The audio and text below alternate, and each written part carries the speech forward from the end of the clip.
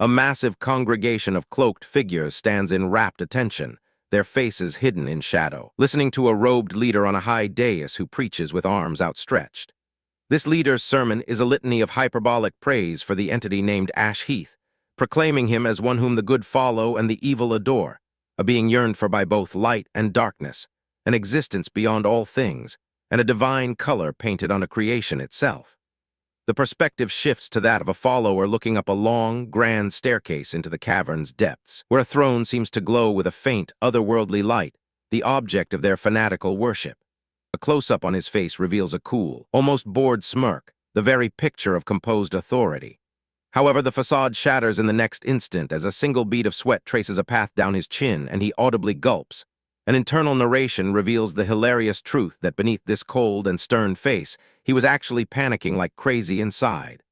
The protagonist's, or MC, frantic inner monologue takes over as he internally screams, "What the hell happened?" A quick flashback shows him just moments before, a frazzled office worker pulling an all-nighter, surrounded by takeout containers and a glowing monitor, selling the last dregs of his labor value to a damn mobile game company. Now, he finds himself in this bizarre, cavernous hall, surrounded by people who are definitely not speaking Chinese, yet he can understand them with a strange, innate clarity, as if their meaning is being beamed directly into his brain. After a moment of rapid-fire modern thinking, processing the impossible situation, he arrives at the only logical, albeit insane, conclusion, a realization dawning on his sweating face. This has to be I transmigrated. He quickly takes stock of his new reality, confirming that his name is Ash, while the body he now inhabits belongs to one Heath, leading him to surmise he's possessed a parallel universe version of himself, just with an extra surname. He tests his new limbs and finds the body fits perfectly, its movements feeling smooth and natural, as if it were always his own. Deciding to refer to his new persona as Heath for simplicity, his panic immediately returns as he confronts the core problem of his predicament.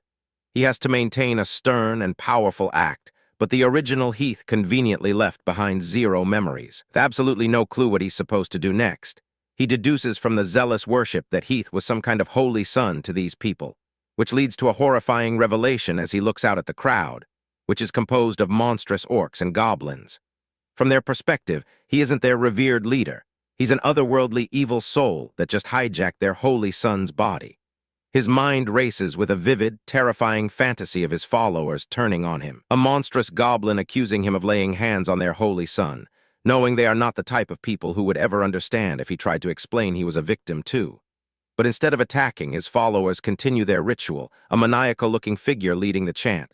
"We pray for the descent of the Lord, O great observer of the end times, Heath." In response to their fervent prayers, brilliant streams of multicolored energy, red, blue, green, and pink, begin to swirl through the vast cavern, a divine power answering their call.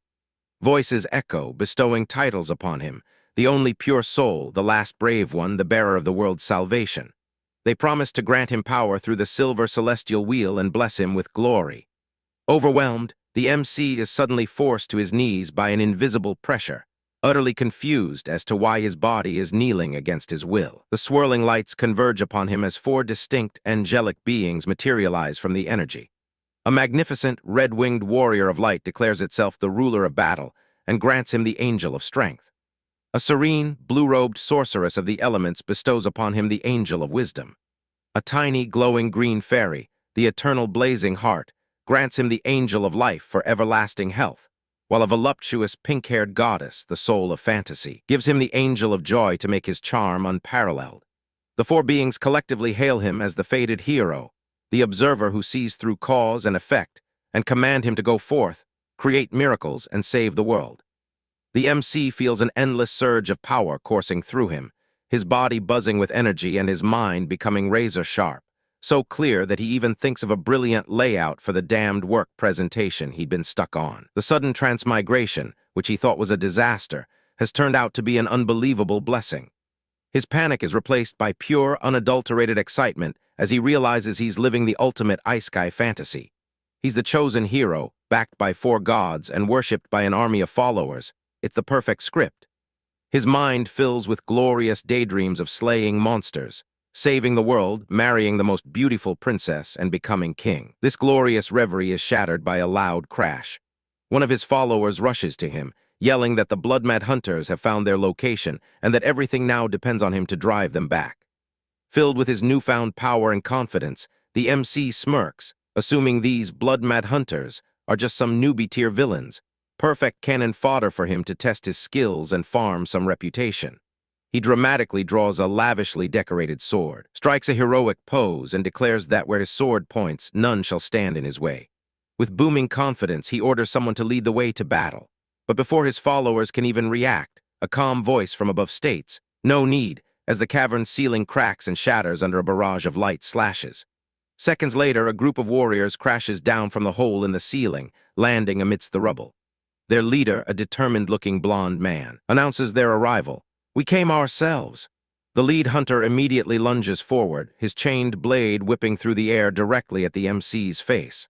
Undaunted, the MC stares down the incoming attack with a look of intense focus, his mind buzzing with the thrill of his first heroic battle as he thinks, "Now you'll see what a plot-driven death looks like." The exhilarating rush of divine power fills the MC as the four angelic beings, power, wisdom, life, and joy, channel their energy into him, making him feel an overwhelming sense of might he never thought possible.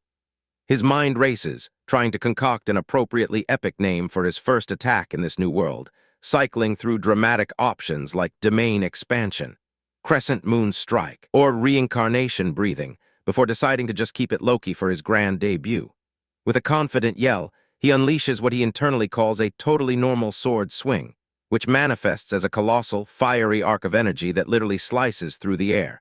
A space-slicing sword aura straight out of the mobile games he used to develop, prompting a giddy internal scream of "I'm cracked."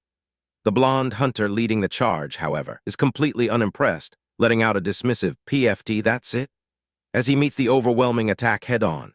With a single contemptuous slash of his own sword, he not only dissipates the MC's massive energy wave, but sends back a counterattack of his own, a clean, powerful strike that cuts through the very fabric of the MC's power. The hunter's attack continues unimpeded, carving a deep trench across the cavern floor and slamming into the MC's army of followers, sending them flying like bowling pins in a chaotic explosion of rock and debris. The MC himself is thrown backward, his eyes wide with disbelief, unable to comprehend how his attack, backed by the blessings of four gods, could have been so effortlessly defeated. He crashes hard into the stone floor, the divine energy fizzling out and the adrenaline rush replaced by searing pain as he lies in a newly formed crater, groaning, "That hurts." The reality of his situation crashes down on him. The cocky hero persona evaporates, leaving behind the confused and terrified corporate slave who has no idea what just happened or why he so foolishly jumped into a war in a world he knows nothing about. The victorious hunter, Gerald Westminster of the Crime Hunting Bureau, stands over him, calmly reading a list of his suspected crimes. Leader of the Four Pillars cult, responsible for kidnappings, murders, robberies, and other severe offenses, even sardonically providing the address for the Bureau's complaint department. With a flash of light, Gerald reveals his true power, sprouting 3 pairs of majestic wings, 2 pure white, 1 brilliant gold, and mockingly asks where a nobody like the MC got the confidence to fight a tri-wing sanctuary hunter, pointing out that the 4 double-winged chaos spirits he summons aren't even his own power. With the fight over before it truly began, Gerald slaps a pair of heavy cuffs on the MC's wrists and declares him under arrest. The next scene finds the MC in an orange prison jumpsuit, looking utterly bewildered while getting his mugshot taken, holding a sign with his name, Ash Heath, as he wryly narrates that he made a major contribution to public safety that day by getting himself arrested. The subsequent interrogation is a farcical affair. Sitting in a stark room, the MC can only provide useless answers due to his genuine amnesia, cheekily confirming his sex by looking down his pants and guessing his race is probably not a dog. This act infuriates one of the interrogators, a fiery woman with feline ears named Blood-Mad Hunter Amy, who thinks he's mocking them, while her more procedural captain considers calling in a specialist he trained under. The blonde man in charge, who appears to be Gerald's superior, quietly observes from another room, telling the captain to burn his interrogation license. Amy's frustration grows as she demands to know why a memory mage hasn't been summoned to extract the MC's memories, a standard procedure for a major case like this. The blonde man coldly informs her that a memory mage won't be coming, revealing that the MC is different because he's seen the four pillars. He elaborates on the unique danger the cult presents, recounting a case from 134 years ago where a memory mage who probed a cultist's mind was secretly corrupted and converted into a believer. This memory corruption is the cult's specialty and the secret to their resilience, making any attempt to extract memories from a member, especially their later, far too risky. A seething Amy demands to know what happens now if they can't interrogate him or get testimony, and the blonde man reveals the grim plan. This interrogation is merely a formality. There is a death sentence perfectly suited for a heinous and publicly hated criminal like him, and the real trial will be a public spectacle. Amy storms out of the observation room in a huff, while the captain informs her the trial will be held on the 15th, with the entire city serving as the jury. Back in the interrogation room, the MC is given a bottle of water, a mandatory 15-minute break as stipulated by the Human Rights Act. As he drinks, he's amazed to find his injuries are rapidly healing. From the observation room, the blonde hunter watches him, noting that the MC's reactions of panic, fear, and confusion seem genuine, making him look like a regular amnesiac. He internally weighs the legal implications. The Human Rights Act could exempt someone with memory loss from punishment, and if proven, the MC might even be released. However, he dismisses the thought with cold pragmatism, knowing that because of the four pillars' unique power, no memory mage will ever come, so none of it matters. Judging the cult leader is the people's job, he concludes. The Bureau's only role is to put him on the stage. With that, he turns and walks away, telling his team to move on to their next fugitive. Imprisoned in his cell, the MC reflects on his absurd reversal of fortune, lamenting how his grand fantasy of being a handsome new hero adored by fans turned into the grim reality of being a cult leader who just received his first round of angel investment from adoring monsters. Instead of a heroic journey, he got mobbed by a pack of heroes like an elite open-world monster, captured in a massive sting operation right after he transmigrated, as if he was just there to help the hunters meet their monthly arrest quota. Huddled in his cell and reviewing the mountain of evidence against Heath, he's forced to admit that his predecessor was a 100% certified, battle-tested evil cult leader, and that the blood-mad hunters are undeniably the good guys trying to maintain order. This realization leads him to the terrifying question: so, how are they going to execute me? Despite the polite treatment and a luxury private room that's better than his company's reward trips, he can't shake the fear of execution, though a small spark of hope flickers within him that maybe this world has abolished the death penalty. Suddenly, his neck feels hot, and a strange chiming sound fills the air as a holographic message appears before him, an official invitation from the Kaiman City Council for him to appear as a special guest on a show called Blood Moon Judgment, even cheekily offering an opt-out option. Fearing the ominous-sounding name, he quickly tries to reply with TC to opt out, only to receive an immediate follow-up message. You are currently in arrest/interrogation status. Messaging has been disabled. He realizes the opt-out option was just a cruel joke. As he fiddles with the strange interface, he discovers he can control it with his thoughts, and that it's this world's version of a smartphone, which he dubs his mind screen. A system info page reveals most of its functions are locked down, confirming his suspicion that this isn't a unique cheat power but a standard-issue device for everyone. Scrolling through the disabled apps, he's disappointed to find only a calendar, notepad, messages, and calculator are usable, not even Minesweeper. But then he spots one lone usable app, Aurora's Sorcerer Manual. His eyes widen in shock as he recognizes the name. A flashback reveals the origin. In his old life, his division chief at the Aurora Game Company had enthusiastically pitched a new mobile game called Sorcerer Manual, claiming it was their best game yet and guaranteed to be a hit. The MC, Ash, was put in charge of leading the team for the new game's operations and planning. He recalls downloading the demo to test it out, but got pulled into an all-nighter at work and transmigrated before he ever got the chance. He realizes with a jolt of excitement that the game must have come with him and auto-installed itself onto his mind screen, instantly recognizing it as his potential transmigration cheat, far more promising than anything else he has. With a cry of time to bring on the miracle, he launches the app. The game begins to load, but immediately runs into a series of errors. It can't connect to a network and switches to local mode, then reports missing visual, instance, and data systems, all while flashing urgent repair warnings. Despite the cascade of failures, a welcome screen finally appears, proudly announcing that the search system and top-up system have started normally. His excitement turns to pure rage as he sees the main screen. A 404 error page littered with more warning pop-ups, with only 2 active buttons available, Gacha and top-up. It's a predatory monetization scheme, exactly the kind of thing his scummy old company would create. The top-up screen is fully functional, offering various packages of in-game currency, but the operator search or gacha pull costs currency he doesn't have, leading to another outburst of frustration about his company's greed reaching across dimensions. Defeated, he slumps back, realizing the absurdity of a demo having a paywall for its first pull, then sighs, remembering his own company made it, which makes perfect, terrible sense. Just as he's about to give up, the system dings again, announcing the check-in system has been restored and a login for the day is successful. He's rewarded with a standard new player gift, a 10x operator search voucher that guarantees at least one operator. A sliver of hope returns. If he can draw an operator, maybe they can physically manifest and help him fight his way out. With no other options, he decides to use the voucher, offering a desperate, multi-denominational prayer to Buddha, Mother Earth, and the Christian God for good luck.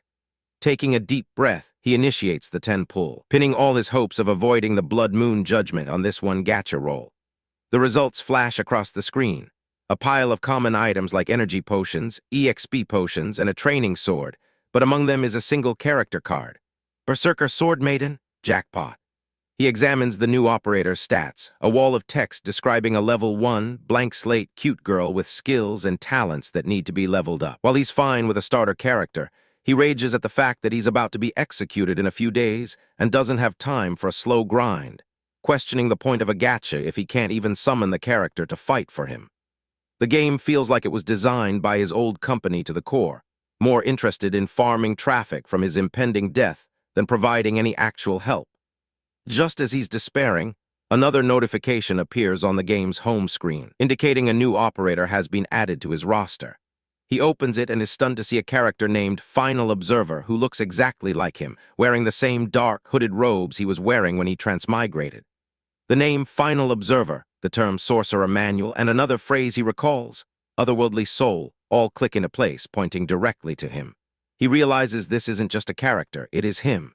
Checking the operator's skills, he discovers the key. Final Observer has an ability to share EXP with other operators. A brilliant plan forms in his mind, a confident smirk spreading across his face.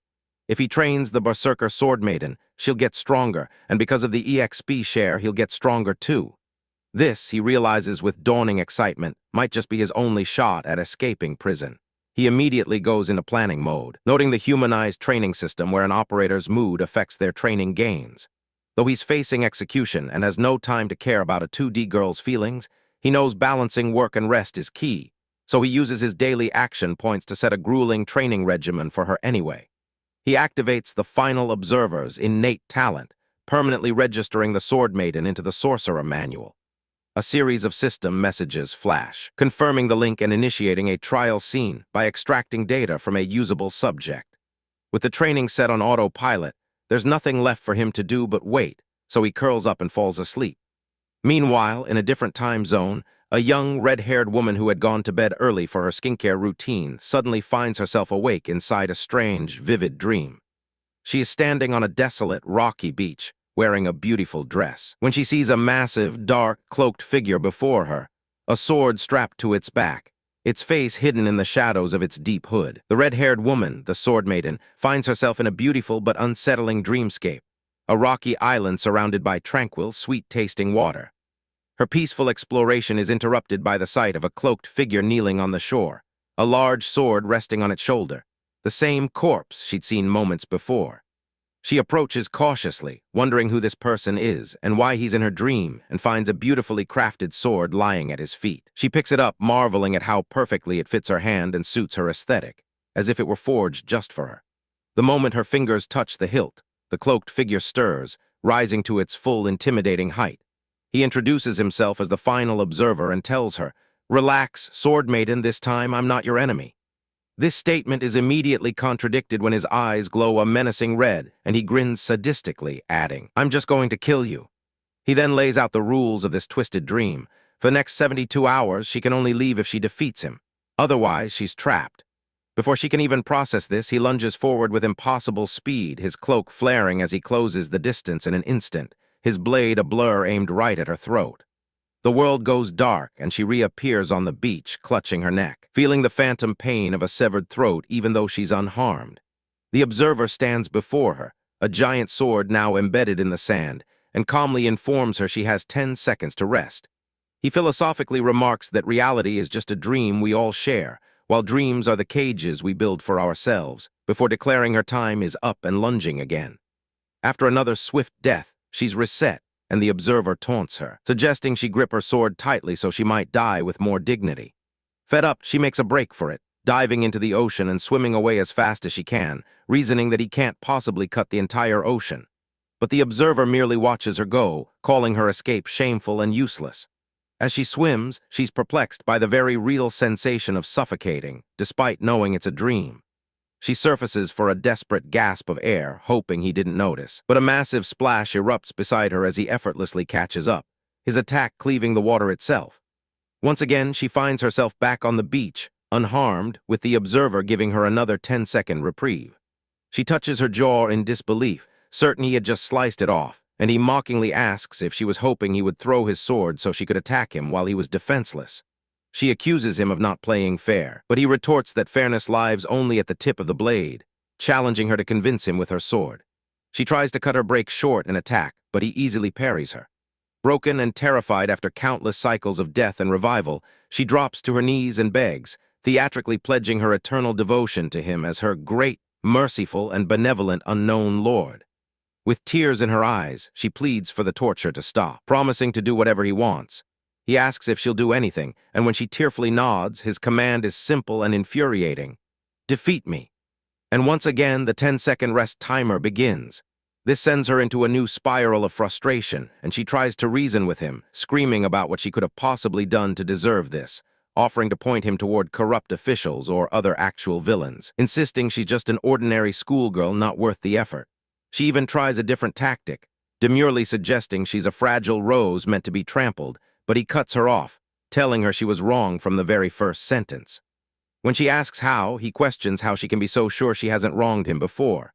Utterly exhausted, she collapses onto the sand, deciding to simply wait out the 72 hours, hoping to escape the dream that way. But the observer crushes that hope, pointing out there are no clocks, and that while 72 hours is short in a lifetime, it's an eternity when you're dying over and over. He then plants a seed of doubt, asking why she would believe anything a man who keeps killing her says, and raises the terrifying possibility that he might be lying about the time limit, that he could keep her trapped in this nightmare forever. With a final, chilling statement, he tells her that now that she has tasted death, she shouldn't be hoping for miracles. His words finally break her spirit, replacing her fear and frustration with cold, hard resolve. She gets to her feet, her eyes filled with a new, steely determination, and faces him, sword at the ready. "Observer," she says with gritted teeth, "you've left me no choice." As Sonia, the Swordmaiden, endures endless cycles of death and rebirth, she begins to analyze her opponent, realizing that the observer possesses no supernatural powers or significant physical advantage over her. She compares him to the legendary swordmaster she's heard stories about, whose mere presence could make the weak tremble in fear. In comparison, the observer is, at most, a very skilled swordsman, but nothing more. Her analysis is colored by a grim reality she notes with sarcasm. Every time she dies and respawns, she is fully healed in an instant, making the fair fight anything but. With newfound resolve, she learns his patterns. She knows that at the start of every 10-second round, he will always open with a powerful EI strike. Having died to it countless times, she knows she can block it if she anticipates the timing perfectly.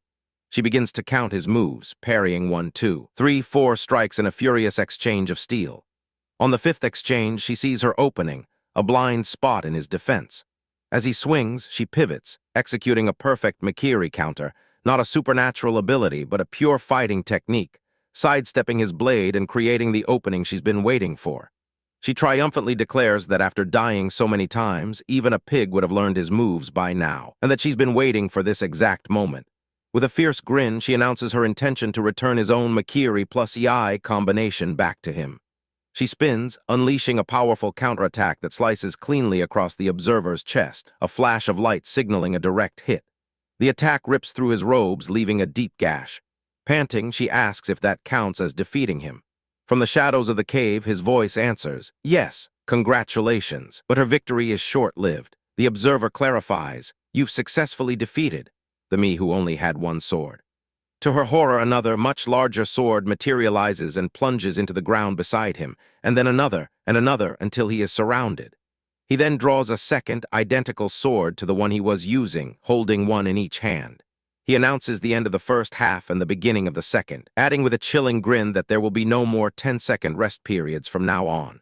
The dream ends, and Sonia is jolted awake in her dorm room by her roommate's voice. It's 7:30 a.m. and she has a general education class.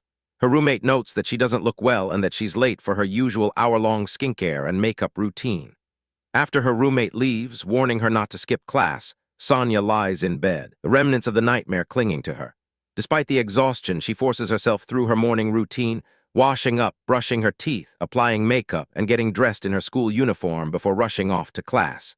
She arrives late to a large lecture hall where a professor with a magnificent mustache is teaching a class on what appear to be magical runes. As she sits and takes notes, she can't shake the feeling of the dream, wondering if it was real. The memories of the fight, the pain, the countless deaths are all too vivid to be dismissed. A final image from the dream flashes in her mind. The observer standing over a defeated opponent, telling her that while the trial is over, her life is just beginning. The memory solidifies her resolve. She clenches her fist, her eyes burning with defiance, and silently vows that the final observer, whoever he is, will never control her life, especially now that she feels she's finally gotten it back on track. Scene after 6, back in the luxury suite of Shattered Lake Prison, the MC awakens feeling utterly exhausted, as if he'd been beaten up in his sleep. He groggily checks his mind screen, annoyed to see another notification from the game, which was apparently running in the background. The notification informs him that by completing the trial, his bond with the berserker Swordmaiden has deepened, a mechanic he was unaware of. A smug grin spreads across his face as he realizes his genius plan is working. He's already scheduled more trials for her, ensuring she'll keep grinding and making him stronger by proxy. Meanwhile, in her lecture hall, Sonia clutches her chest, a phantom ache reminding her of the nightmare as her professor asks her what's wrong. The scene then shifts to Sonia's past, revealing her backstory. She was born Sonia Sevi in a poor, remote village, but through a government-issued miracle bracelet, she completed her basic education and became the only person from her hometown in 20 years to be admitted to the prestigious Sword and Rose University of Sorcery, also known as Swordflower University. Upon arrival, she was immediately met with scorn from her wealthy classmates, who looked down on her as a bumpkin. Determined to fit in, she quickly learned makeup and fashion, corrected her rural accent within a month, and took on several part-time jobs to expand her social circle without letting her grades suffer. She joined various school activities and even hosted multiple school events, gaining a lot of attention and becoming known as the next swordflower of her cohort. This hard-won success fuels her desperate desire for happiness, a happiness she feels is unfairly denied to her. A flashback reveals a poignant memory of her mother visiting her at the university. Sonia finds her mother standing awkwardly outside the school gates, afraid her daughter wouldn't see her if she waited in the shade. Sonia gently chides her for not calling her Sonia instead of her birth name, Linda, before insisting on taking her sightseeing in the capital city of Galaxis, overriding her mother's concerns about wasting money. As they ride the tram through the magnificent city, Sonia reflects on her name change. Sonia is a name that belongs in this grand world, unlike Linda, which feels provincial. From her very first day in Galaxis, she was captivated by the clean streets, towering skyscrapers, luxury cars, and polite citizens, knowing instantly that this was where she wanted to live and die. She owes everything she knows to her mother, Martha, who raised her alone after her abusive, alcoholic father died. Martha's back-breaking work in the fields allowed Sonia to study instead of working in a factory like the other village children. Now, with scholarships and part-time jobs, Sonia is determined to give her mother the life she deserves, a life of comfort in the city she loves. She spends the day treating her mother to all the wonders of the city, buying her new clothes, sharing street food, and relaxing by a fountain. At the departure platform, her mother expresses her awe and confusion at the bustling city life. Sonia, seeing her mother about to leave, impulsively suggests she stay another night, offering to accompany her since she has no classes the next day. But her mother declines, citing the waste of money for a refund and her unfamiliarity with the city, a place where she can't even understand what people are saying. She promises Sonia that she will always have a home to return to with a warm meal waiting, but also expresses her worry about the complicated city life, suggesting a quiet life back home might be better. Before she leaves, her mother presses a small pouch into her hand, containing 3 silver coins, insisting that while she can't help much, she won't be a burden. As the train pulls away, her mother's parting words echo in Sonia's mind. "You just focus on living your life here. I'm doing fine back home. Just remember to write me. And don't send money. The post office might steal it anyway." The memory fades, and Sonia is back in the present day, walking through a modern subway station after her mother's visit. She mutters to herself that big cities are complicated, just as a man bumps into her attempting to pickpocket her. His hand slips a small, glowing device into her bag. But Sonia, honed by a life of struggle and now by the observer's torturous training, reacts in a flash. She pivots, her hand a blur as she slaps the man's hand away, sending the device clattering to the ground. She doesn't even break stride, leaving the stunned pickpocket behind as she melts back into the crowd. Standing confidently amidst the dazzling lights of the city at night, she thinks to herself that while the city is complicated, she is exactly the kind of person who belongs in that complexity. Sonia's internal monologue reveals the calculated philosophy behind her ambition. She remembers a time she was nearly late for her part-time job, panicking because a thorn demerit system could lead to expulsion, only to be saved by a kind stranger who gave her a ride. This reinforced a lesson she'd known since childhood. Beauty brings benefits. It wasn't until she arrived in the dazzling, modern city of Galaxis that she truly understood the immense power her looks held. Compared to her poor village, the civilized people of the city were far more willing to help a beautiful girl, a societal advantage she credits to the country's development under the Stellaris Archmage. She muses that without this prosperous environment and the sacrifices of her mother, she could have ended up as a sunburnt peasant girl or, in a more barbaric land, a warlord's trophy. Her thoughts are interrupted as she arrives back at her dorm, overhearing her roommates gossiping. One of them, Lois, sneers about Sonia being off flirting with a rich guy. Sonia listens from the doorway as Lois mocks her as a country bumpkin, and Adele, her lapdog, chimes in about seeing Sonia talking to a peasant woman outside the school, her mother. The gossip turns venomous as Lois speculates that Sonia's mother must be just as shameless as her daughter. Just as Lois is about to say more, Sonia kicks the door open with a loud clang, startling her roommates. She calmly greets the girl who had tried to warn Lois, Ingrid, before turning her gaze to the other two. She internally identifies them as Lois, the daughter of a local merchant with whom she frequently clashes, and Adele, her sycophantic follower. Sonia recounts their rivalry in a series of Chibai-style flashbacks, explaining that no matter how much Lois tries to act superior, Sonia always gets more attention from guys. The tension escalated when Sonia landed a hosting role for a school event, causing Lois to drop the act and start using her wealth to pointedly exclude Sonia from lavish events she organized for their classmates. To add insult to injury, Lois's tactics backfired spectacularly. A senior she was crushing on ended up falling head over heels for Sonia after a brief chance encounter, only for Sonia to reject him, further humiliating Lois. Sonia internally scoffs at Lois's taste in men and her own bigger goals, reiterating her need to stay in Galaxis. Her ultimate plan is crystal clear. She needs a shortcut into high society, and that shortcut is to find a good man to marry. Her research has shown that becoming a water sorcerer is the most direct path, as a huge percentage of noble wives are water sorcerers, a number that jumps even higher if their husbands are also sorcerers. While Swordflower University isn't the absolute top-tier school, its prestige in sword, wind, and water sorcery means its graduates have unlimited potential. She knows that water sorcerers often become healers, a desirable trait, while wind sorcerers face harsh outdoor work and sword sorcerers are considered too muscular to be feminine, making her chosen path the most strategic for marriage prospects. Her grand life plan, mapped out for ages, is to summon her first water spirit, awaken her silver wing to become a winged sorcerer, then use that status to get into events at the #1 university, Galaxis Truth, and reel in a young noble master. She has zero interest in any of the men at her own university. Back in her dorm room, meticulously removing her expensive makeup, she reaffirms her commitment. Looking good takes time and money, and studying is essential for the scholarships she needs to survive. If her plan works, she'll marry into high society, use her husband's resources to build a safety net, and finally bring her mother to the city for a noble woman's life. just as she finishes cleaning her face. A voice echoes in her mind, a voice she recognizes with a jolt of terror. No, you have to practice the sword.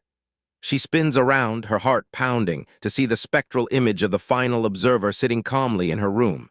He advises her to watch how others react if she were him, and then, with a sly grin and a finger to his lips, he tells her that if she wants to talk to him, she just has to say it in her mind. Sonia is startled by the observer's sudden appearance in her room, but her roommates, Lois and Adele, are completely oblivious to his presence, their attention solely on her. Through their telepathic link, she furiously asks him who he is. He calmly reintroduces himself, teasing her about her forgetfulness before stating that's all he can answer for now, and reminds her that he is not her enemy. He explains that he is not even a complete person, but a distant memory, before getting down to business. He produces a glowing green potion and tells her she has to drink it. Sonia vehemently refuses, but the potion floats out of his hand and pours itself down her throat, a strange warmth spreading through her entire body. With a sinister grin, the observer then holds out a wooden training sword and tells her, "You want to practice the sword." An intense internal conflict erupts within Sonia, her mind screaming, "I don't want to," while another part of her feels an undeniable urge to train. This compulsion wins out, and she grabs a wooden sword and leaves her dorm, ignoring the confused and gossiping remarks of her roommates, who speculate she's trying to impress a senior from the sword magic department. She heads to the university's sword training hall, a place she hasn't visited in a year.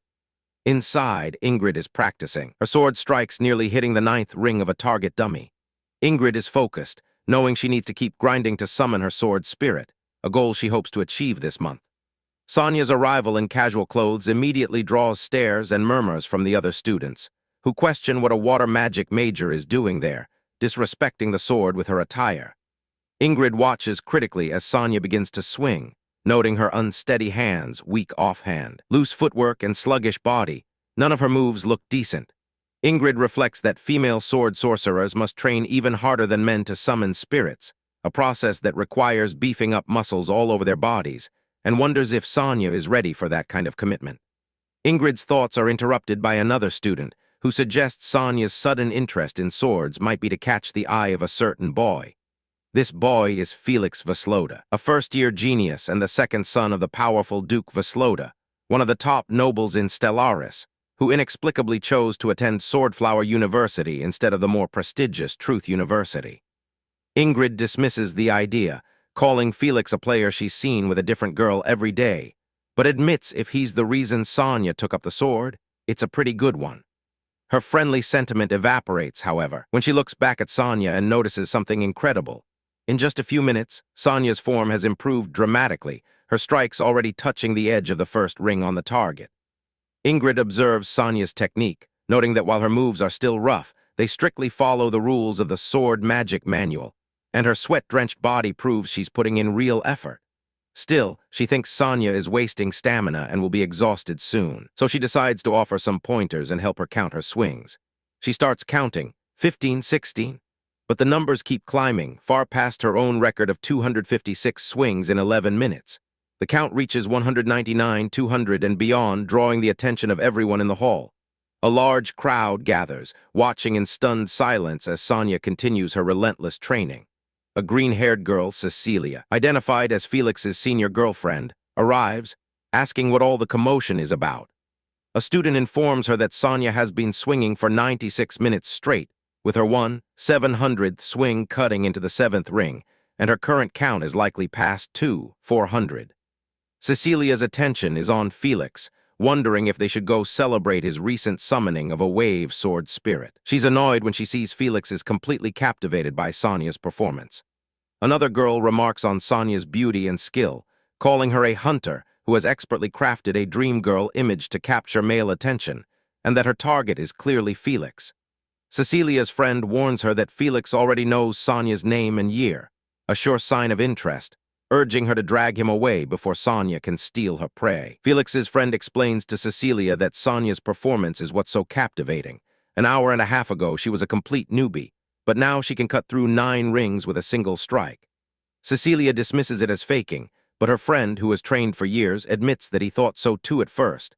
But after watching her for so long, his jealousy has turned to pure admiration. The crowd is in awe. Sonia has been training non-stop for an hour and a half, a feat of stamina that surpasses even the genius Felix, who can only train for 3 hours with breaks. Cecilia realizes with a sinking feeling that in Felix's eyes, her smart beauty senior persona, which might score an 80, stands no chance against Sonia's sword genius cutie persona, which is scoring a 150. Suddenly, with a final, powerful swing, Sonia's wooden sword shatters the training armor and hits the 10th ring dead center. A wave of blue energy erupts from her as the entire hall falls silent in shock. Sonia herself is breathless, realizing what she's just accomplished. This single feat means she can now trigger a resonance with the arcane realm, summon a sword spirit, and become a virtual winged sorcerer, achieving her dream of a worry-free life in an instant.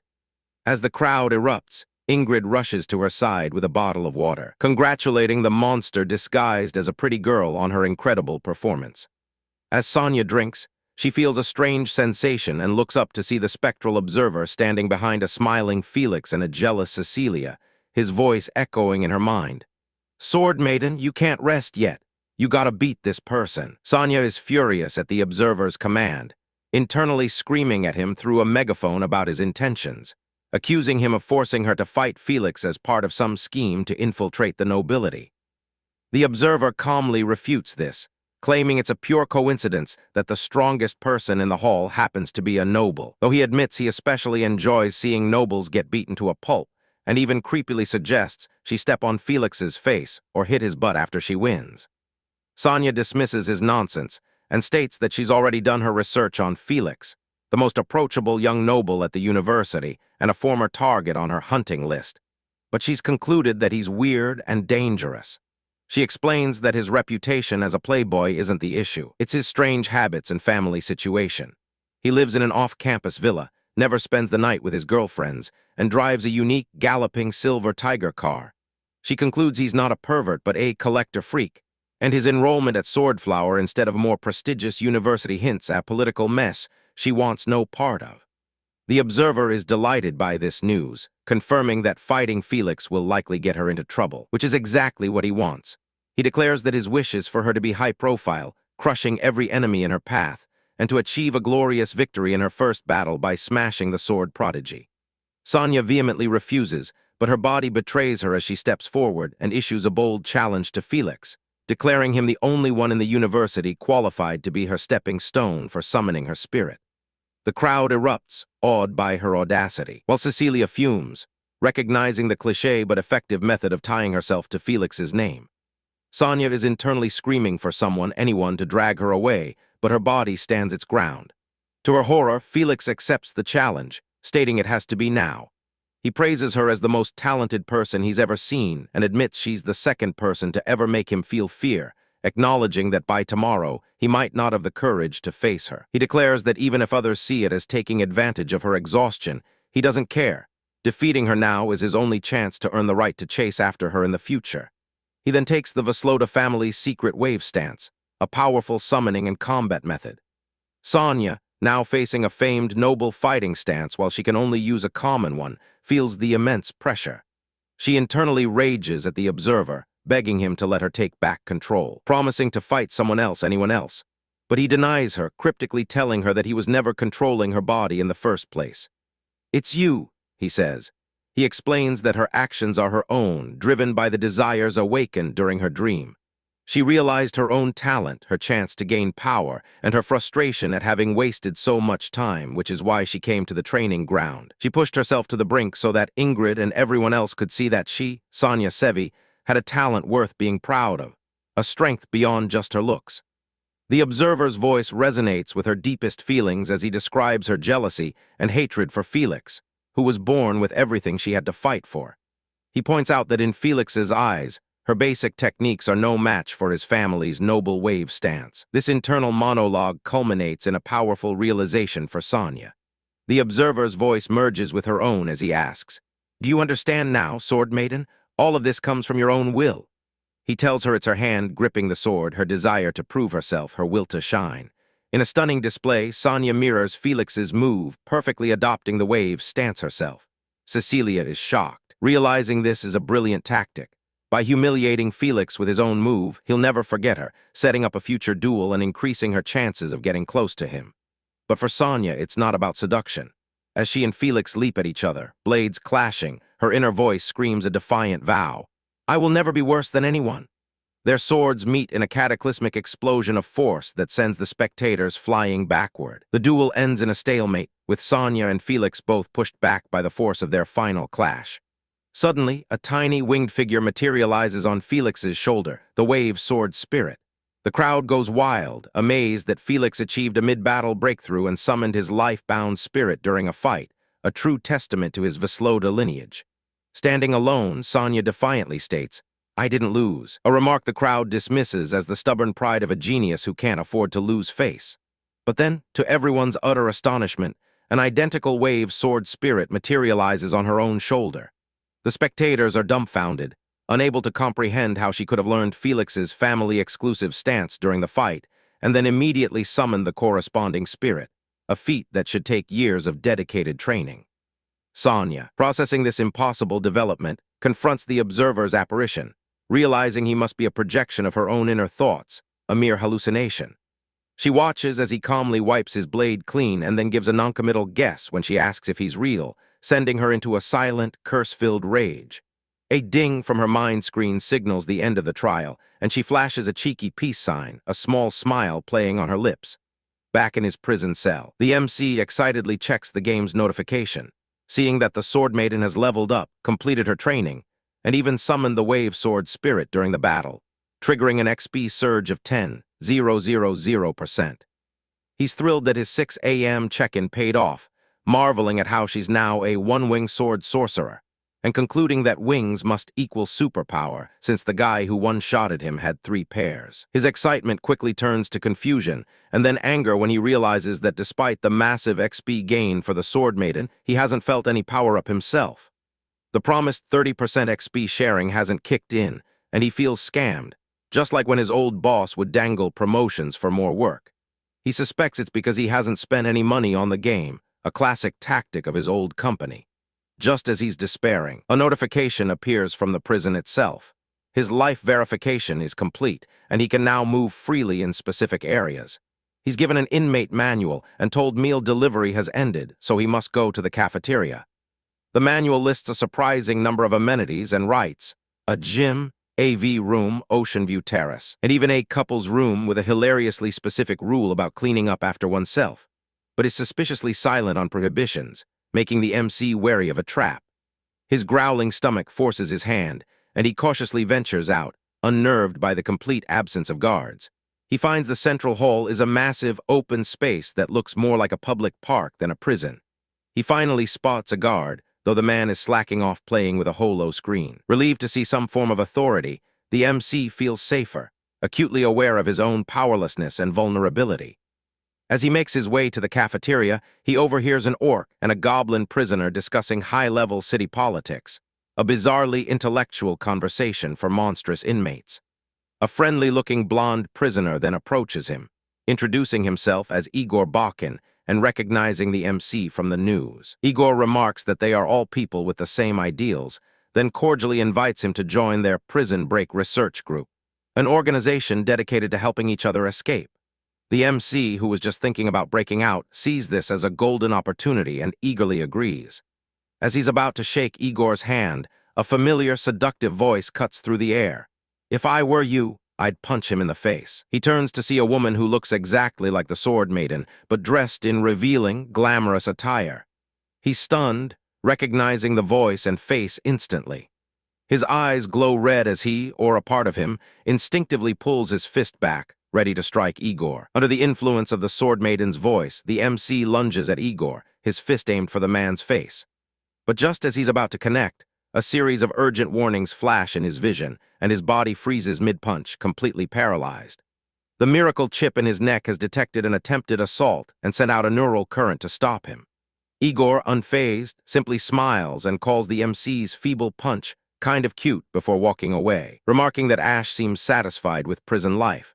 Once the MC can move again, he's bewildered by what happened, but the Swordmaiden, now visible only to him, explains the chip's function and asks why he's so surprised. She reveals that this control technology is also widely used in animal husbandry, a comparison that clearly annoys the MC. He asks why she told him to punch Igor if she knew this would happen, and she explains that even with combat and magic restricted, there are still ways to gain an advantage. For example, Igor has succubus blood, meaning a simple handshake could form a mind-magic contract, turning the MC into his friend, a term that for a mind sorcerer is no different from a slave. The MC is horrified, realizing he would have become an unpaid intern in this shady, contractless world.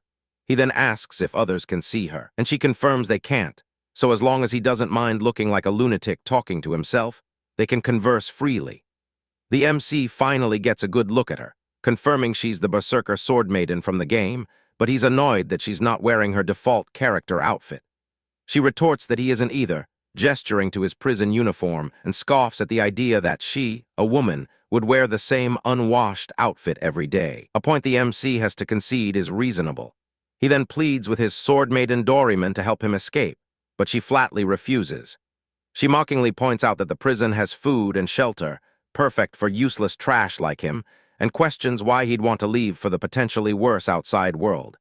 The MC explains he's been framed and is facing a blood moon judgment. She correctly deduces is not an all-you-can-eat buffet, and gleefully states this makes her want to help him escape even less. In a moment of desperation, the MC starts to pull the "I'm your master" card, but she cuts him off with a terrifying glare, grabbing his face and shaking him violently as she demands to know what he was about to say. He's left dazed on a bench, and she leans in close, intimidatingly asking if he was about to call himself her master. When he doesn't answer, she mocks him, guessing his dirty brain is running wild with fantasies.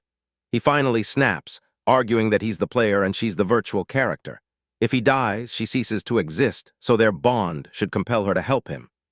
This enraged her, and she screams that she is not his master or his servant. He yells back that if she can't even treat him as an equal, she might as well go back to being a stream of data. Her anger fades into a sad resignation. "You're right," she says, turning away. "I'm just an illusion born from thought." She makes him promise to remember his words, stating with finality that she is not his master and never will be, and even makes him swear that if he lies, his face will fall off and not grow back for 10,000 years, an oath he nervously repeats. Having established their new dynamic, she agrees to talk while they walk to the cafeteria. She explains that she can't help him escape because, as a spirit, she has no power to affect the physical world. Her purpose here is to transfer the 30% shared experience to him, which is why she showed up. The MC excitedly prepares for a magical power-up, but she dashes his hopes, telling him it doesn't work that way. The only way to transfer the experience is for him to get into fights, during which she will transmit the skills to him, allowing him to naturally gain proficiency. Following her instructions, the MC targets the most intimidating-looking inmate in the cafeteria, a bald, tattooed, scarred psycho, and accidentally spills his milk on him. To his utter shock, the psycho is incredibly polite, simply advising him to be careful and even recommending the milk.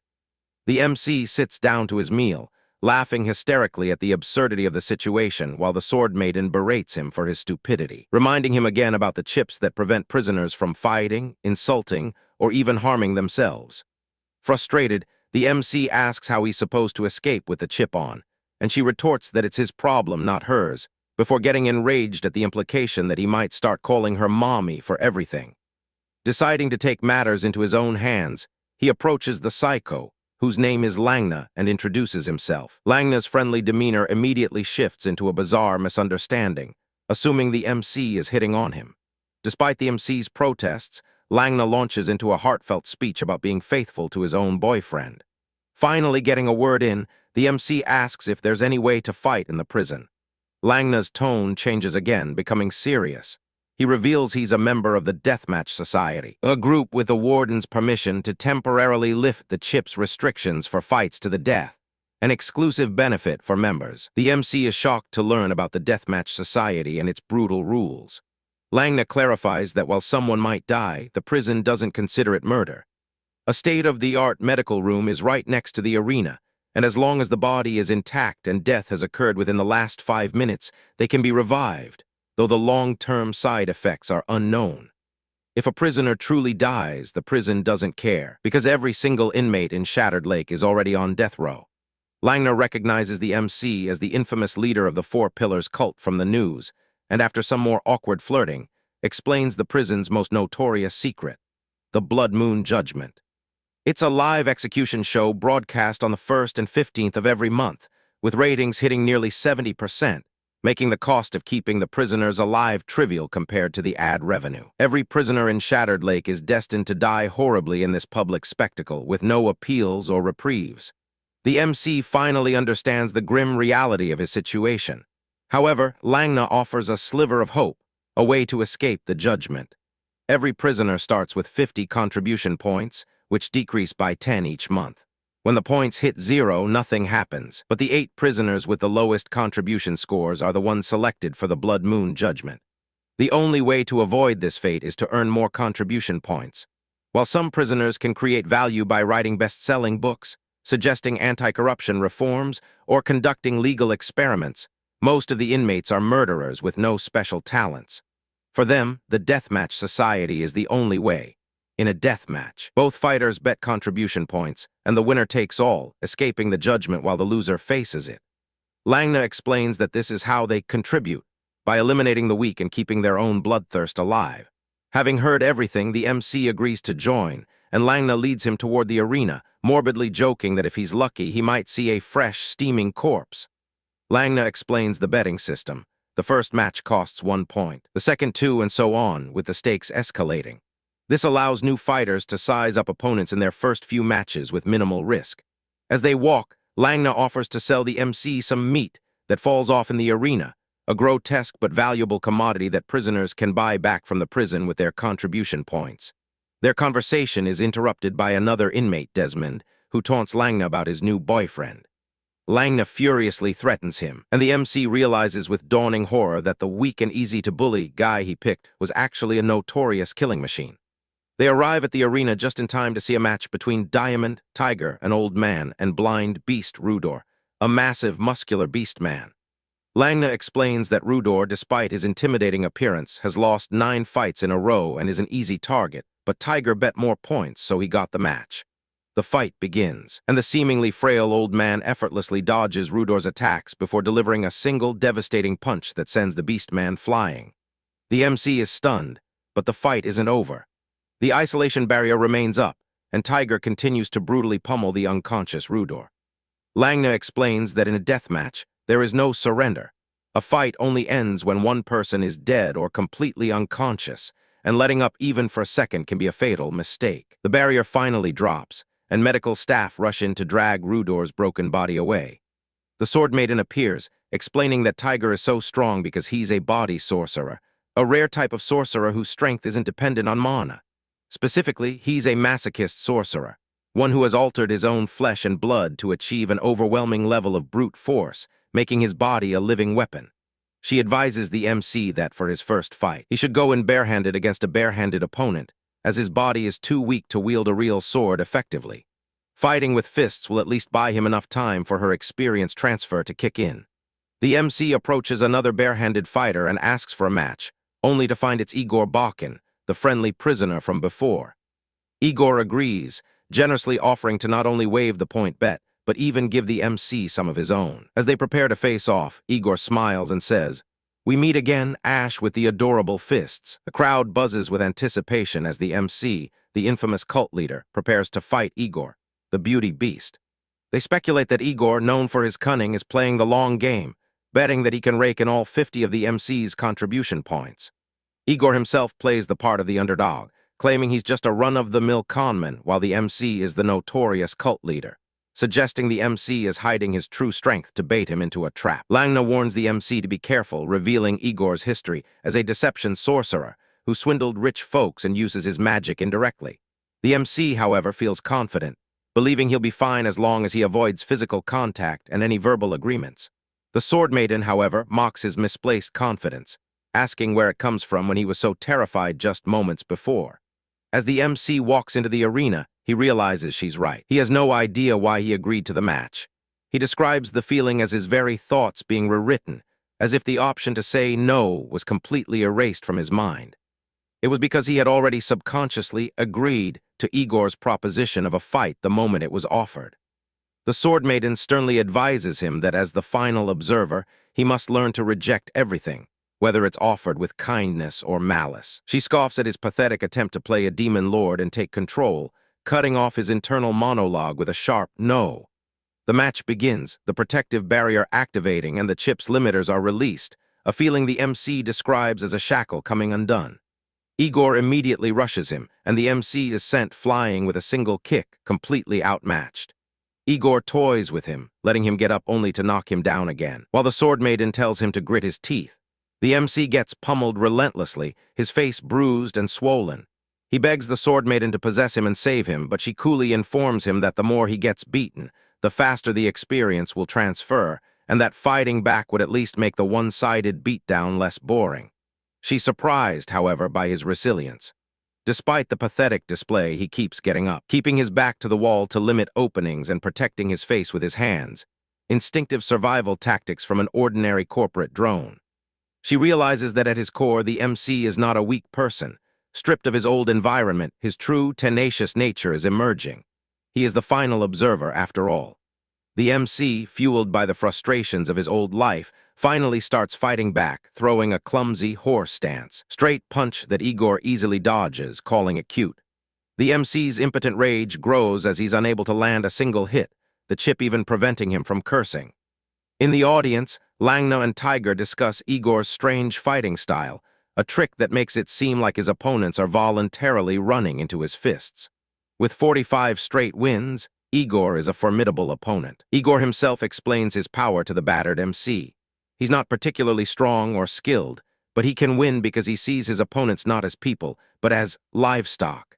His eyes glow red as he reveals his horrifying ability. He's not just a conman, he's a true predator. He has defeated trolls, beastmen, and goblins far stronger than himself, draining them of their contribution points until they were nothing but livestock under his control. He can read the MC's thoughts, predicting his every move before he even makes it, streaming them directly into his mind. The MC, realizing he's completely exposed, tries one last desperate attack, but Igor, reading his intent, prepares to counter.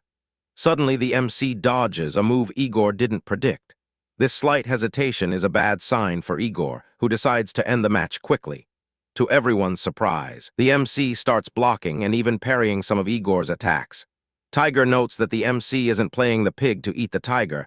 Before, he truly was a pig, but in just a few minutes, he's developed genuine combat instincts. The Swordmaiden watches with a triumphant smirk. It's over. For the first time, the MC's relentless attacks are forcing the beauty beast onto the defensive. Igor Bakken gives a chilling monologue, explaining that the current era's theme is domination. In a world of solidified class systems and finite resources, large-scale wars have been replaced by sophisticated exploitation.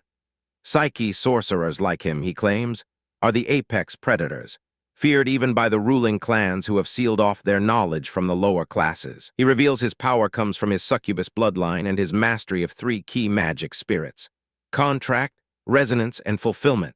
With these, he crafted his own miracle. My word is law, an ability that allows him to link with someone's thoughts using resonance, lock them in with contract, and force them to obey with fulfillment, an unstoppable power in a civilized society ruled by words. Even in prison, where magic is sealed, his language-based powers allow him to bypass the chip's restrictions. He can read his opponent's intentions in battle, and through verbal nudging, compel them to accept rematch after rematch until their contribution points are completely drained, which is how he amassed his 45 straight wins. But as he faces the MC, he's bewildered. The MC, who is like a docile animal waiting for slaughter, has transformed into a louder, more defiant animal, but still just an animal. Igor acknowledges the MC's surprisingly fast learning speed and potential, but dismisses his physical strength as trash, easily worn down. He mockingly tells the MC to be grateful for being the only livestock to have broken his chains, but that's as far as he'll ever get. He gloats that after the match he will be untouchable, and he will savor the MC's downfall from a safe distance, sipping wine. This, he declares, is the gap between the dominated and the dominator. As Igor continues his taunts, the MC suddenly speaks, his voice calm. Don't block your face. Igor is momentarily confused, and the MC continues, You're quite good looking. I want to take a longer look. This unexpected, genuine-sounding praise catches Igor completely off guard. The words echo in his mind, and out of sheer, preening instinct, he unconsciously lowers his hands to show off. In that split second of vanity, the MC lunges, delivering a powerful uppercut that sends Igor crashing to the ground, unconscious. The match is over. The winner is declared, Heath. As the MC collapses from pain and exhaustion, he finally understands the true nature of the prison and the death matches. It's a system designed to turn death row inmates into living character illustrations for the public's entertainment. The prison provides luxuries to fatten them up, then pits them against each other in a zero-sum game. The losers are sold off as products, while the winners are just quenching their thirst with poison, delaying their own inevitable appearance on the live stream.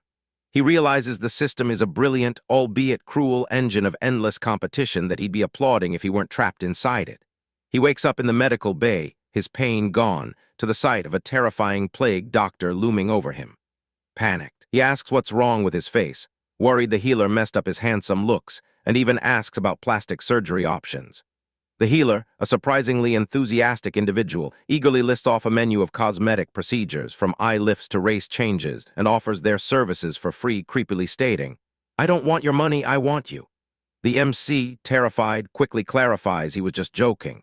The healer presses on, but the MC, remembering his past life as a corporate drone, wisely cites the adage that free is the most expensive, correctly guessing there's a hidden cost. The healer admits there is a tiny bit of risk, which the MC, familiar with corporate doublespeak, knows means an infinite tiny bit. The plague doctor healer, known only as 222, explains the basics of healing in this world. Medicine is derived from magic spirits, with the most common being the water spirit, hydrotherapy, which can regenerate wounds as long as the patient has moisture in their body. However, the method is flawed and can sometimes cause things to grow back incorrectly. 222 excitedly tells the MC that Shattered Lake Prison is the perfect place to grind EXP, because the hydrotherapy spirit evolves, becoming more efficient the more it heals the same type of injury.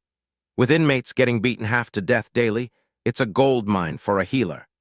The MC realizes the prison is a brilliantly designed business, turning inmates into renewable resources for healers to level up on. But he's also impressed that the treatment is free. 222 explains their intimidating plague doctor outfit is a tradition designed to improve doctor-patient relations. A patient waking up disoriented and possibly missing body parts would be less likely to attack such a terrifying figure.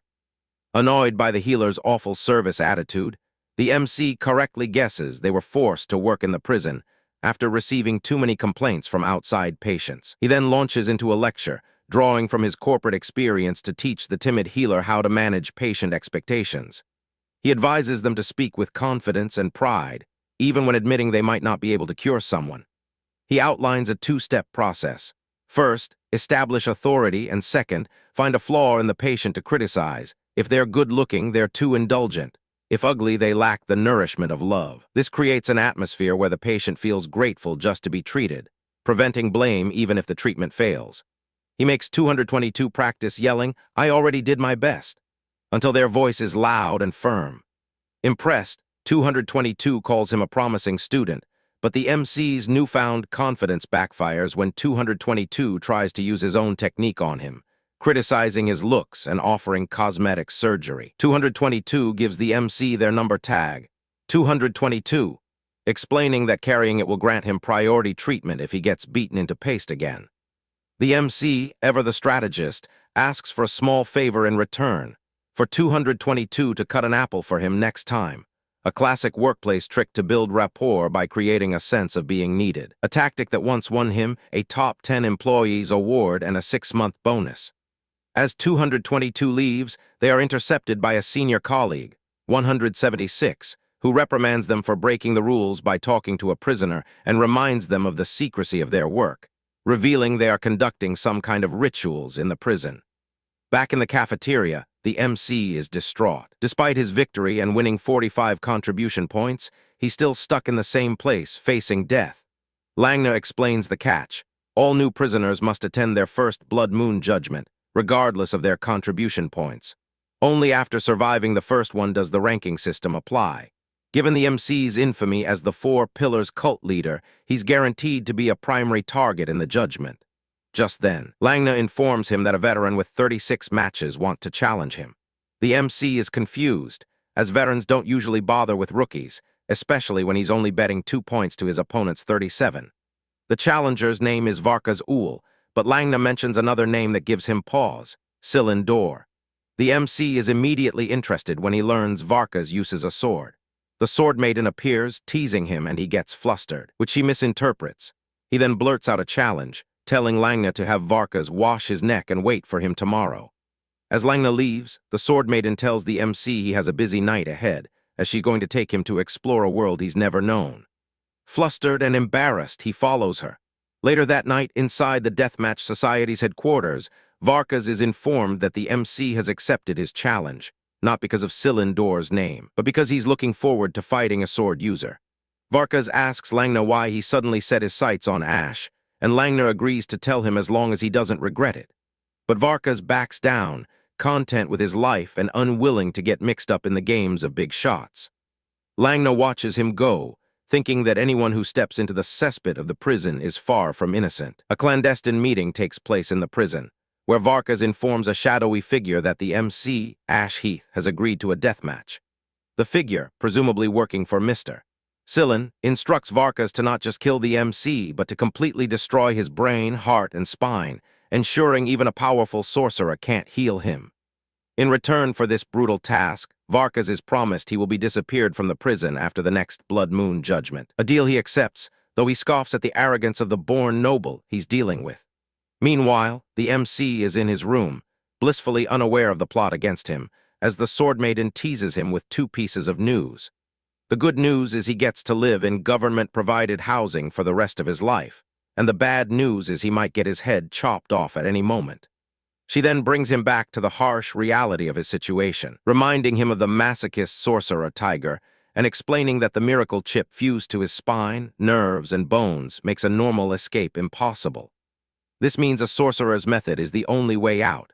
She reveals the existence of a sword magic miracle called Cut Me Down, a defensive ability that can purge abnormal states and would be able to wipe out every trace of the chip from his body. To cast it, however, he first needs a magic spirit, which presents 4 options. Resonate with the arcane realm through learning a path blocked by his chip, trade for one he has nothing to offer, kill a sorcerer and steal theirs, not a viable path for him, or hunt a wild spirit in the arcane realm itself, his only real option. This creates a frustrating catch-22. He needs a spirit to enter the arcane realm, but the only way to get a spirit is to enter the arcane realm. The Swordmaiden then reminds him of the obvious solution he's overlooked. She already has a wave sword magic spirit, and because their souls are bonded through the sorcerer manual, he can use her spirit to enter the realm. She tells him to check the game's interface, where a new function module has appeared, allowing him to select both himself and her for entry. After some playful teasing about her needing to prepare for their trip, she disappears, leaving the exhausted MC to wait. He lies down and quickly falls asleep. In another time zone, Sonia returns to her dorm, exhausted from a long day of classes and sparring.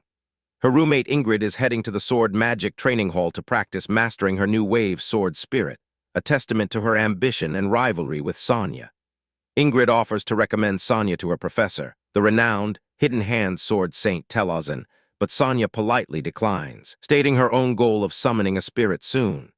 She thanks Ingrid for helping her turn down Felix's invitation earlier, reaffirming her focus on her own ambitions at the more prestigious Truth University.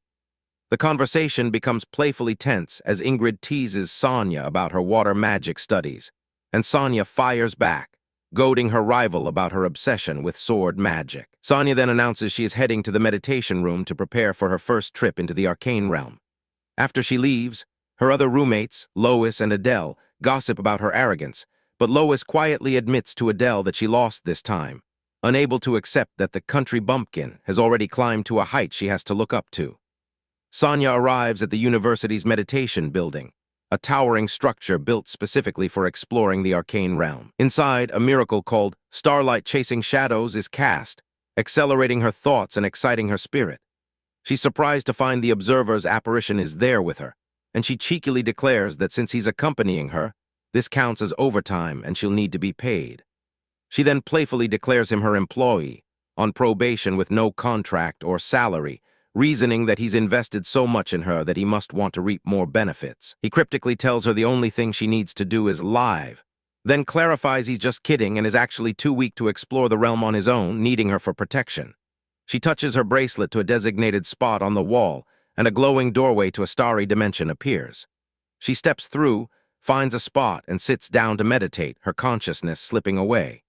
Her spirit drifts through a dark, ethereal void. And just as she starts to feel lost, she hears the observer's voice telling her not to worry, that their bond, a sacred destiny, links them. His hand reaches for hers, and she finds herself standing with him in a small boat on a misty, otherworldly sea, both of them having successfully entered the arcane realm together. Upon arriving in the arcane realm, the MC and Swordmaiden find themselves in a small boat on a vast ocean, a place Sonia identifies as the Sea of Knowledge, the first stop for all sorcerers. The MC is amused by his slick, all-black character art outfit, but is confused why the sea doesn't reflect his face clearly. Sonia points out that according to textbooks, sorcerers should arrive naked, meaning without any external aid. So the boat's presence is an anomaly. The MC, ever the quick thinker, theorizes that his consciousness is split in two, a weighty soul that became the boat and a nimble mind that became his current form, a convoluted explanation about the soul carrying the consciousness that Sonia finds plausible but strange. To test his theory, he dares her to jump into the sea, claiming she won't be able to leave the boat if he's right. She takes the bait and jumps, only to climb back in a moment later, soaking wet and furious, while he struggles to stifle his laughter. Sonia warns him not to underestimate drowning, the most common cause of death for sorcerers in the arcane realm. She explains that dying here causes severe soul trauma, with recovery times ranging from 3 days for a novice to years for a legendary sorcerer, and the inability to explore the void drops one's growth rate by 90%. This leads to two schools of thought among sorcerers: the conservative who grow steadily, and the risk-takers who either become top-tier or permanent wrecks. The MC realizes their boat is a powerful cheat, but his thoughts are interrupted by a pop-up from the sorcerer's manual, offering a tutorial for arcane realm exploration. Suddenly, the sea churns, and the MC, feigning expertise, tells Sonia to stay calm while he handles it, only to be immediately called out when she sees him trying to read the tutorial. Sonia recalls that even her professor, Telazan, admitted there's no usable guide for the arcane realm, as all sorcerers are equally ignorant here. Her only advice is to never stay in one place for too long, as the body of a lingering soul will die in the real world. She confesses that she used to be a risk-taker, but now, as a sword magic prodigy with a bright future, she'd rather play it safe and hold on to the happiness she has. She points towards a white mist, a route upperclassmen claim has a 60% success rate. The MC, however, steers the boat in the opposite direction, annoying Sonia, who thinks he's just trying to watch her get soaked again. As they enter a thick fog, ghostly figures practicing swordsmanship appear, and Sonia feels sword magic knowledge flowing directly into her, condensing into a single silver feather on her back, the first sign of a silver wing. While she's distracted, the MC consults a holographic map from his game, which labels different areas with helpful hints like waste of effort, seeking death, and worth a visit. He confidently steers them toward the worth a visit area, and they soon arrive at a small island that Sonia recognizes as the place from her dream test. As the fog clears, a grizzled gunslinger appears, stating that beyond 7 steps the gun is fast. Within 7 steps, the gun is fast and accurate. He fires, and the MC is sent flying, screaming in pain, though he quickly realizes the bullet only drained his soul energy. The gunslinger is too fast, but as he fires again, Sonia intercepts with a powerful wave slash, saving the MC. The gunslinger disintegrates into a cloud of smoke, leaving behind a thick book. Sonia explains that it's a legacy island, and the book is the gunslinger's sorcerer manual, a collection of their knowledge and power. The MC flips through the sorcerer's manual, which recounts the life of its former owner, Carbon Stoli, through a series of silent, poignant panels. His story begins with a childhood spent hunting in the woods with a companion, a life interrupted by the brutality of an orc invasion that sees his village pillaged and his friend killed. He flees, grieving over his fallen companion, and dedicates his life to vengeance, honing his skills with a firearm. He becomes a ruthless hunter of monsters, his proficiency growing with every kill. His journey leads him to join an army in a great war against the orcs, where his deadly accuracy earns him renown. After the war, decorated with a medal for his service, he returns home to a peaceful life, starting a family. But his past trauma haunts him, leading him to alcoholism and despair. The final panels show his wife's sorrowful face as she finds him dead on the floor of their home, an apparent suicide. Reading the entire tragic tale, the MC identifies the owner as Carbon Stoli and finds the medal depicted in the story on the last page of the book. Upon touching the medal, it transforms into a one-winged magic spirit called Rapid Fire. which grants the ability to shoot twice in succession and increases ranged accuracy. A pop-up appears on the MC's light screen, offering to exchange the currency for points. He enthusiastically accepts, and the spirit is converted into 10 points for his game, much to the Swordmaiden's confusion. She can't understand why he'd give up a magic spirit, the ultimate source of power for sorcerers, especially one that she finds completely useless as it's not a sword or general-purpose spirit. The MC is equally baffled by her question, leading her to wonder if he's a rich noble so detached from reality that he doesn't understand basic sorcerer knowledge. He explains that it's the opposite. He's so poor he had to ask. The Swordmaiden explains that magic spirits require currency to be fed, silver coins for one-winged spirits, gold for two-winged, and will vanish if starved, a fate that leads many poor sorcerers to desperate measures. While they can be fed with other materials, money is simply the easiest way. Furthermore, each spirit a sorcerer possesses drains their mental energy just by existing, making a large collection a burden on both body and wallet, which is why the few but excellent strategy is preferred. Spirits are also divided into factions based on their usage restrictions: sword, gun, masochist, fist, while those with few requirements are considered general purpose. A sorcerer's collection is ideally limited to 2 specialized factions and a few general spirits to maintain efficiency. The Swordmaiden dismisses rapid fire as an outdated spirit from the flintlock era, now practically worthless. The MC, however, sees value where she sees none. He takes the useless spirit and exchanges it for 10 points in his game, enough for 3 draws, since each draw costs 3 source crystals and 6 points can buy 1 crystal. He realizes 2 one-winged spirits are worth 1 gacha pull, a fantastic exchange rate. He then remembers the notebook itself, the Sorcerer's Manual. The Swordmaiden explains that these manuals are condensed life memories of deceased sorcerers, and they can be absorbed to gain a random, non-faction-specific skill.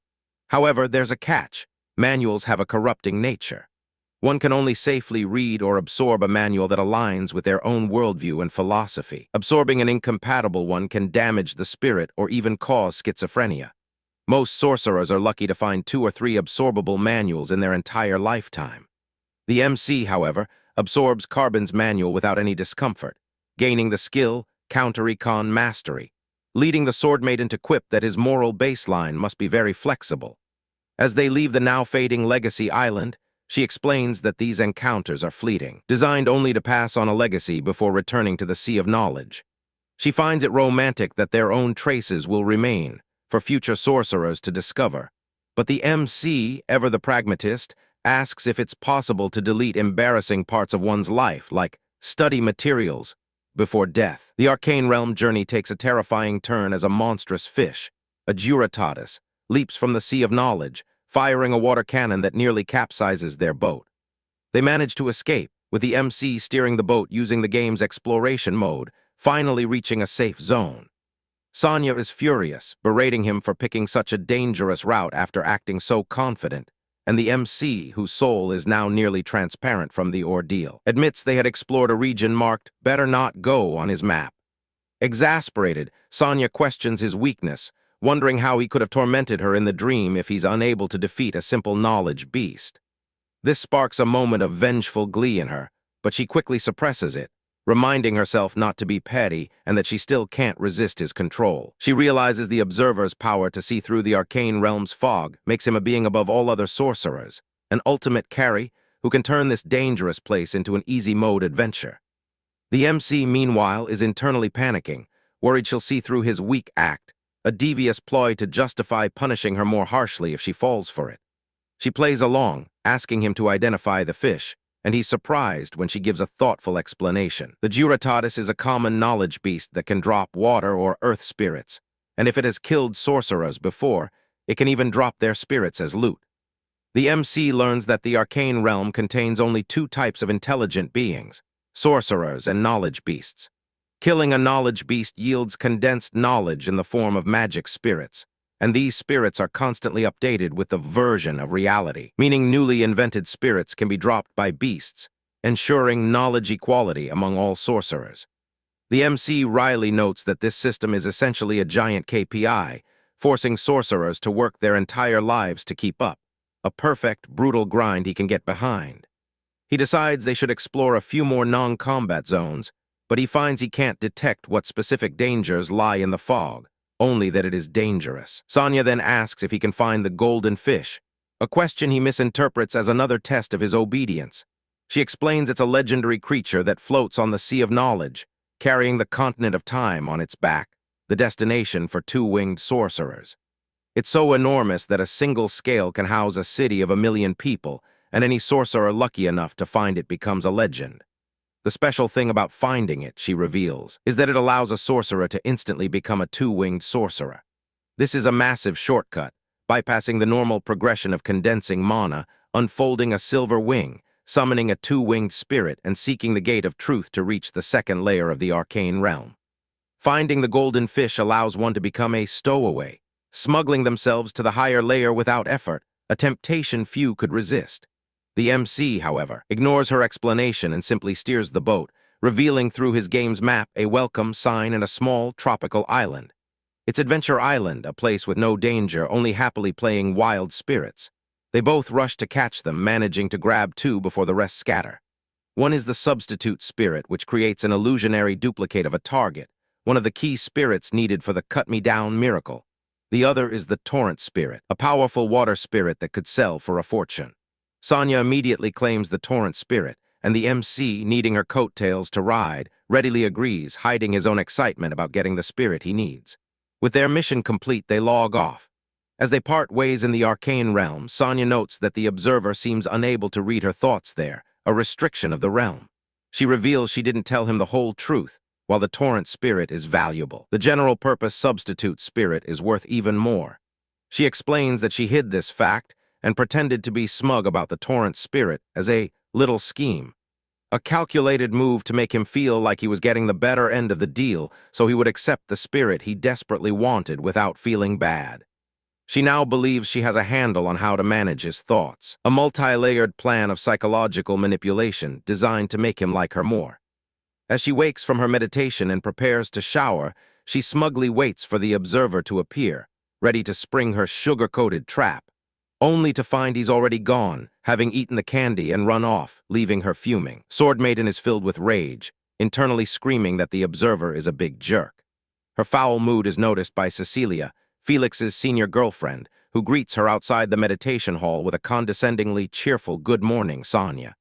Sonia realizes that since they are both apprentices of the Hidden Hand Sword Saint, she'll inevitably have to deal with Cecilia, whom she recognizes as a rival huntress, who will do whatever it takes to climb higher. Cecilia, feigning concern, comments on Sonia's post-training appearance, a subtle jab that Sonia counters by asking if Cecilia is there to use the washroom. Cecilia laughs it off and then shows off a new magic spirit she found in the arcane realm, Heath, a powerful one-winged spirit perfect for an assassination sword sorcerer. She asks Sonia if she thinks Felix will like it, a blatant attempt to show off. Sonia plays along, calling it an amazing spirit and praising Cecilia's luck, though she inwardly recognizes the same smug face she herself wore the night before. Cecilia then offers some patronizing advice, encouraging the junior from a poor family to work hard, feigning sympathy for her background. Sonia matches her passive aggression, agreeing that people from poor places can't escape their tackiness, and that birth is like a lottery ticket where she only drew the consolation prize. She then uses her messy, unwashed face as an excuse to create some distance, splashing water on her face. But this is a calculated move. As she wipes the water away, she reveals a torrent spirit she found in the arcane realm, claiming her luck wasn't too bad either. Cecilia is floored, internally screaming in disbelief that a newbie could find a legendary adventure island and obtain one of the rarest, priceless water magic spirits on her first day. She concludes that Sonia must have been given the spirit by someone powerful, and then quickly makes her exit. As Sonia watches her go, Felix appears, asking if she was waiting for him. He wants to visit the library to learn more about the arcane realm, and Cecilia, seeing her chance, eagerly agrees to go with him. In a final power move, Cecilia reveals she also found a Heath spirit, and since she doesn't practice sword magic, asks Sonia what she should do with it, a clear attempt to one-up her. Sonia is privately ecstatic, realizing Cecilia thinks Felix gave her the torrent spirit, a perfect revenge for her earlier condescension. Meanwhile, the MC wakes up at 8 a.m. and heads to the cafeteria, surprised by how crowded it is. His frustrations with the prison mount as he discovers that another inmate, a beastman, is allowed to take 5 servings of a luxury seafood dish, leaving none for him simply because beastmen can take 5 servings. His attempt to question the fairness is immediately shut down by a chip warning for making a racially discriminatory remark. He then gets another warning for complaining that an ogre is taking up 2 seats. He realizes that in this civilized place, he can't even complain. His words are clogged in his throat, his arms freeze when he wants to smash his plate, and his body refuses to rebel, making the barbaric deathmatch society feel more humane in comparison. He quickly eats and heads to the deathmatch society arena, where he finds Langna's boyfriend looking thinner than the day before. He thinks about Silindor's name and is approached by Igor. The MC is wary, but Igor proposes a trade, an answer for an answer. The MC is initially uninterested, but Igor tempts him by offering to explain why Varkas challenged him. Igor decides to give him the information first, and if the MC finds it valuable, he will answer one of Igor's questions. Igor reveals that Varkas, a former research scholar, is an elf, and because of his race, he has been exempt from the Blood Moon judgment for 5 years, a privilege that stems from the fact that in the Blood Moon country, some races are more equal than others. Varkas's true crime, the one that enraged the higher-ups, was secretly raising a child, an act forbidden by Blood Moon's core policy of socialized child-rearing in state orphanages. The MC is stunned into silence, not by the chip, but by the sheer horror of this revelation. He searches Heath's memories and realizes that words like father and mother don't even exist in this language, replaced by the sterile term guardian. He has transmigrated into a nation of chip-controlled, state-raised orphans. The MC confronts Igor, seeking to understand why Varkas, an elf with special privileges, would suddenly challenge him to a deathmatch. Igor explains that Varkas, who had lived comfortably in prison for 5 years, was motivated by his child, who had been taken into a state orphanage. The key person connecting Varkas, the child, and the MC is one Silindor. The MC has never heard the name, and Igor, exasperated, reveals that Silin is a history professor, president of the Elven Rights Association, and most importantly, the faculty advisor of the Ancient Artifact Research Society, a society the MC, as Heath, was a member of. Igor clarifies that Heath is still the president of that society and likely had a relationship with Silin that went beyond a normal student-teacher dynamic, suggesting Silin is a supporter of the Four Pillars cult. Now it's the MC's turn to answer a question. Igor asks how he managed to deceive his inner voice reading ability during their fight. The MC, as surprised as Igor, learns that Igor can hear the whispers of the heart when emotions surge in the arena. He realizes that his thoughts about Igor being good-looking weren't a deception, but a genuine, random thought that surfaced when he zoned out, a habit from his stressful corporate life. He then challenges Igor's ability with a classic liar's paradox. What I'm saying right now is a lie. The logic puzzle short-circuits Igor's mind, a concept apparently foreign in this world. Their conversation is interrupted by the arrival of Varkas, who is being fawned over by orcs and goblins. A tense and masterfully witty insult duel ensues, with Varkas using clever, non-profane language to enrage his beastmen sycophants to the point where their chips mute them for trying to swear, a demonstration of the essential skills for prison flame wars. Varkas then turns his cold gaze on the MC, and Igor announces the start of their deathmatch. In the arena, the MC feels a strange loneliness without the Swordmaiden, whom Igor has never heard of. Igor thanks the MC, explaining that he won't be using tricks this time. He'll be using his life. The MC, holding a sword for the first time, bets his life on surviving the first strike, knowing the second will be his only chance. The crowd jeers at his amateurish grip. Varkas mocks the noisy spectators, comparing them to flies in a cesspit, and then apologizes to the MC for his bleak outlook. The fight begins, and Varkas moves with blinding speed. The MC, realizing he must close the distance against his taller opponent, rushes in. Varkas's blade nicks his throat, and the MC is thrown off balance, his inexperience clear. As he falls, Varkas's sword plunges down, but instead of hitting him, it pierces the stone floor, which cracks and erupts with a massive geyser of blue energy. Varkas reveals his true power, a magic spirit that allows him to use miracles even with the prison's restrictions, a power that some things can't lock up. The arena is torn apart by the elven sword miracle, mountain-rending, earth-cleaving. The spectators are horrified, realizing Varkas came to kill and that the MC's body will likely be obliterated. The dust settles, and to everyone's shock, the MC is still standing, albeit wounded. Bruised and bleeding, a grim determination settles on his face as he looks at Varkas. He mutters, a strange new perception dawning. I can read his sword path now. The MC, empowered by the Swordmaiden's experience, can now predict Varkas's movements just by watching his shoulders, having mastered the art of dodging. Igor is stunned, realizing the MC has learned swordsmanship mid-battle yet again, a feat that shouldn't be possible in a prison. Standing amidst the rubble of the arena, the MC confidently tells Varkas he has a reason he can't afford to lose, and asks him directly if Silindor sent him to kill him as part of a larger conspiracy. Varkas deflects, and the MC, recalling Igor's advice, states that beating the answer out of him seems more effective than asking politely. Varkas laughs, impressed by his pure, childish reason, and then launches into a dramatic, mocking monologue about how bards will one day sing of Heath, the untrained swordsman who miraculously defeated an arrogant elf sorcerer. Varkas then leaps forward, but the MC, though he sees the attack coming, finds his own body is too slow, exhausted from blood loss and battle. Varkas explains that he's been talking so much to stall for time, letting the MC's stamina fade. With a final, sorrowful apology, he declares it's over. As Varkas's final blow descends, the MC's mind flashes back to the advice he received in his previous life, a coping mechanism for enduring hardship. If it hurts, then just think of yourself as someone else. That way it won't hurt anymore. In this moment of desperation, he also remembers Varkas's own words from earlier. Some things can't be locked up. Even if you bind its hands and feet, it'll still grow wings and fly free. This triggers a profound realization, a resonance with the core of his newfound spirit. With a primal scream, the MC unleashes a massive wave of energy, a power he didn't know he possessed. Varkas senses that the final strike felt off and sees a substitute phantom where the MC should be.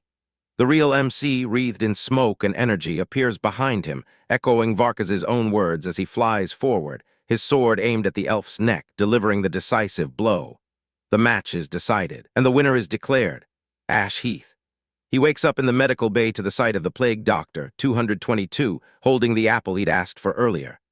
After a moment of panic, checking that all his body parts are still attached, he's horrified to learn that 222 performed an unauthorized cosmetic procedure on him while he was unconscious, removing his most handsome, most manly forehead wrinkle. 222 demands a silver coin as payment, and the MC, realizing the low value of silver in this world, understands the reason for the demand. Magic spirits need to be fed with money. He explains his broke status and asks if there's a place in the prison to trade for spirits, framing it as a lonely man wanting a pet. When the MC asks about trading magic spirits, 222 vehemently refuses and threatens to report him for plotting an escape. The MC calmly points out that he's already on death row, so reporting him is pointless. 222, flustered, declares that death row inmates should just be obedient medical test subjects until they're no longer useful. The MC then tries a different tack, claiming he was wrongfully convicted. 222 scoffs, stating that ever since the memory evidence system was implemented, there hasn't been a single wrongful conviction, as the Crime Hunting Bureau would have seen the crime in his memories. The MC drops a bombshell. The Bureau never extracted his memories. This leaves 222 stunned and speechless. To prove his sincerity, the MC swears on never getting paid for overtime again if he's lying, a solemn oath for any corporate drone. 222, now believing him, warns that if he's lying and ends up on their operating table again, they'll change his race and gender. The MC is horrified that medical technology has reached such a level, imagining a world where his very identity could be stripped away. Despite this newfound trust, 222 explains that trading spirits in the prison is impossible. It requires both the seller and buyer to use their own mana, which is sealed for all death row inmates. The MC's hope deflates, but 222 reveals there is one exception, the Blood Moon Judgment. During the judgment, all restrictions are temporarily lifted, and inmates can use their mana freely. 222 assumes the MC has already witnessed one, but he insists he hasn't, a claim 222 finds laughably naive. The MC then asks about Varkas's condition. 222 confirms the elf's injuries were lighter and he left long ago, then probes the MC, asking if he cares for the man he killed for the first time. The MC gives a nuanced, indecisive answer.